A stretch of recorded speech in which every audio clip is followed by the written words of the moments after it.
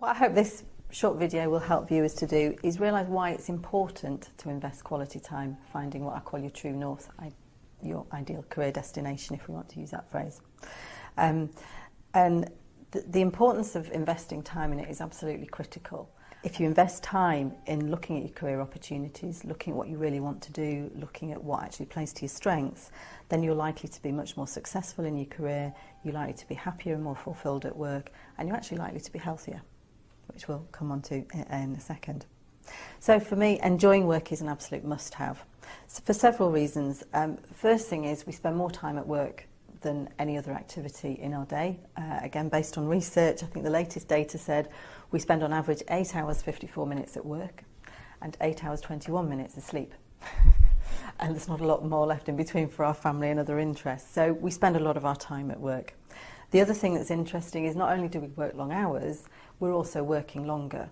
Many more people today are economically active into their 70s, and research around Generation Y says they're going to be working until they're 77. I did break the news to my family recently. They weren't terribly happy about it. The other really important reason is the correlation between work and wellness is really well researched. There was an overview of over 400 scientific studies commissioned by the NHS that really links the factors that we attribute with work in terms of social interaction, activity and status are proven to link to greater health and well-being. So hence, people in work tend to be happier and healthier than people who are out of work. So really important reasons for making sure we find the right kind of job. If we also look at the landscape of careers these days, it suggests that over our working life we'll have about 4 careers and 11 individual jobs in that as a minimum, and I suspect that's likely to continue to grow and change.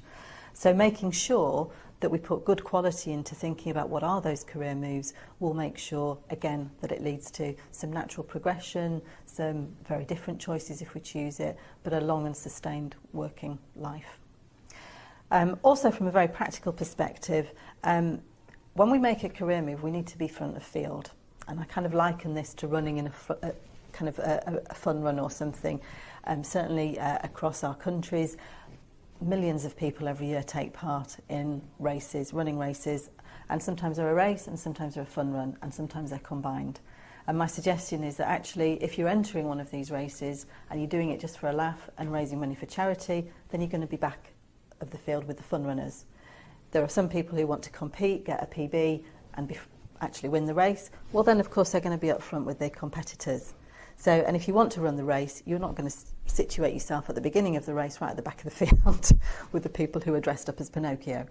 So for me, the real thing is if you work out what you're great at, then that will actually put you front of field when you apply for jobs. What we both know is that actually applying for a job takes an awful lot of time. So you need to be making sure you're applying for the right ones for you, and then you're much more likely to nail it. I remember one of my early conversations with a new career coaching client was he was in a distressed state. He'd applied for work and his first words were, "I've applied for all sorts of things and I haven't even got an interview yet." And I said, "Well, what have you been applying for?" And he said, "Well, anything and everything. I've got to pay my mortgage." And therein lies his answer. He'd be much better applying for a lot less, putting time and effort into his applications and only applying for the things where he's front of field. So again, being right at the front is the key thing.